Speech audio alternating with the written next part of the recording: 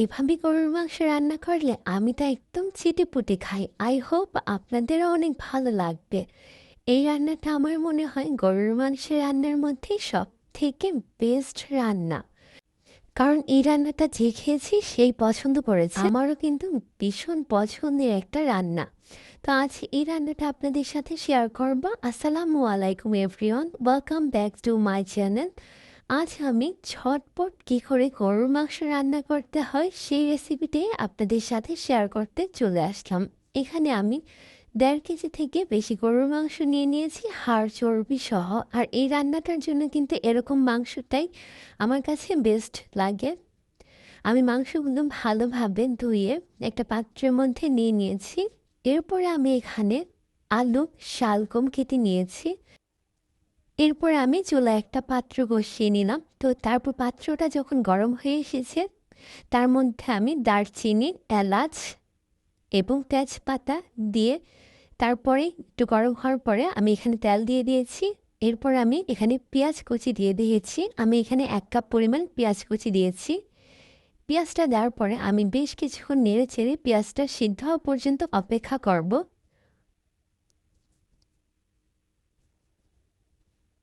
পেঁয়াজটা যখন সিদ্ধ হয়ে এসেছে এখানে আমি ২ টেবিল চামচ আদা রসুনের পেস্ট দিয়ে দিলাম। পেস্ট দিয়ে আমি একটু ভেজে নিচ্ছি। এরপর আমি এখানে স্বাদ মতো লবণ, এখানে আমি ২ চামচ মরিচের গুঁড়া, ১ চামচ পরিমাণ হলুদের গুঁড়া, ১ চামচ পরিমাণ ধনিয়া গুঁড়া দিয়ে দিলাম। মরিচের গুঁড়াটা ঝাল চেয়ে যেমন খান ওই পরিমাণে দিয়ে নিবেন। আর এখানে আমি গরম পানি দিয়ে ঢেকে দিলাম কষানোর জন্য। তো তারপর যখন কষানো হয়ে গেছে ঢাকনি উঠিয়ে আমি এবার নেড়ে দিচ্ছি। বেশ কিছুক্ষণ নেড়ে চেড়ে এবার আমি ধুয়ে রাখা গরুর মাংসগুলো দিয়ে দিচ্ছি।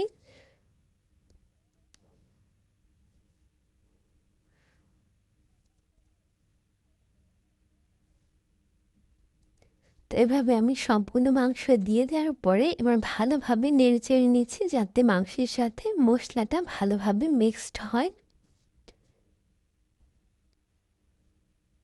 বেশ কিছুক্ষণ সময় নিয়ে আমি নেড়ে চেড়ে নিচ্ছি।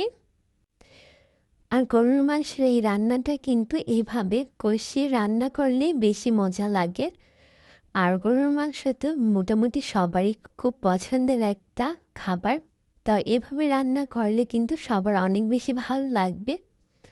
তো এরপরে আমি ঢেকে দিয়েছিলাম বেশ কিছুক্ষণের জন্য। তারপর আমি ঢাকনি উঠিয়ে আবার নেড়ে চেড়ে দিচ্ছি। মাংস দেওয়ার পরে কিন্তু আমি কোনো পানি দেইনি, এমনিতেই মাংস থেকে অনেক পানি উঠেছে। আর ওই মাংসের পানিতেই কিন্তু মাংসটা কষানো হচ্ছে। তো এই পর্যায়ে আমি ঢাকনি উঠিয়ে নেড়ে চেড়ে এবার আমি এখানে কেটে রাখা আলু আর শালগম দিয়ে দিব। শীতের সিজনে কিন্তু নতুন আলু শালগম দিয়ে এই রান্নাটা করলে অনেক বেশি মজা লাগে। তো এই পর্যায়ে আমি এখানে গরম মশলা গুঁড়া দিয়ে দিলাম। দিয়ে আমি ভালোভাবে নেড়ে চেড়ে নিচ্ছি। বেশ কিছুক্ষণ এভাবে আমি নেড়ে চেড়ে গরম মশলাটা মিক্সড করে নিলাম। এই পর্যায়ে আমি আবার ঢাকনি দিয়ে ঢেকে দিলাম। তো আমি বেশ কিছুক্ষণের জন্য ঢেকে দিয়েছিলাম। মাঝে আমি ঢাকনি উঠিয়ে কাঁচামরিচ দিয়ে দিয়েছি কয়েকটা। তো ঝাল যে যেমন খান ওই রকম অনুযায়ী কাঁচামরিচ দিয়ে দিবেন। আর কাঁচামরিচ দিলে এটার ফ্লেভারের জন্য আরও বেশি ভালো লাগে। এরপরে আমি কিন্তু ঢাকনি দিয়ে ঢেকে দিয়েছিলাম। আর এভাবে কিন্তু আমি সময় নিয়ে মাংস আলু কষিয়ে নিচ্ছি। আর একটু খেয়াল রাখবেন যাতে পোড়া না লাগে, পোড়া লাগলে কিন্তু মাংসের স্বাদটা নষ্ট হয়ে যাবে। তো এই পর্যায়ে আমার মাংসটা কষানো হয়ে গেছে। এরপর আমি ঝোলের জন্য গরম পানি দিয়ে দিলাম। এই রান্নাতে কিন্তু গরম পানি ব্যবহার করবেন। তো এই পর্যায়ে আমি গরম পানি দেওয়ার পরে একটু নেড়ে চেড়ে নিচ্ছি।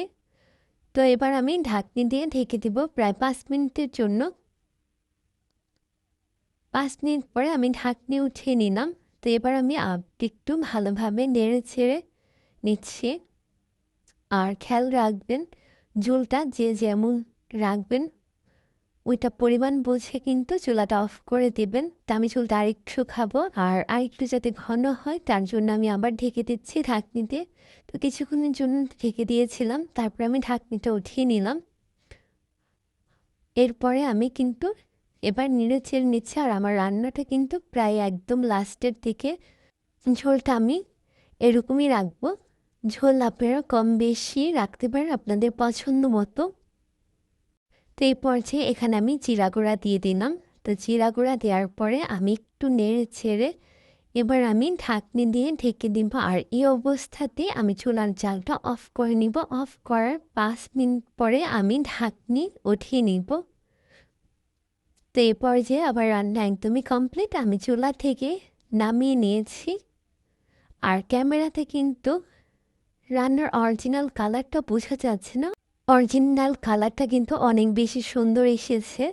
আর এটা খেতেও কিন্তু অসম্ভব পরিমাণে মজা হয়েছে। যেমন কালার, খেতেও কিন্তু তার থেকে বেশি মজার। আর এই রান্নাটা যে খেয়েছে সে চেটেপুটে খেয়েছে। আর এই রান্নাটা কিন্তু সহজেই আপনারা করে নিতে পারবেন। এই রান্নাটা অনেক বেশি সহজ এবং অনেক বেশি মজার। তো আমার ফুল ভিডিও দেখার জন্য ধন্যবাদ। আল্লাহ হাফেজ।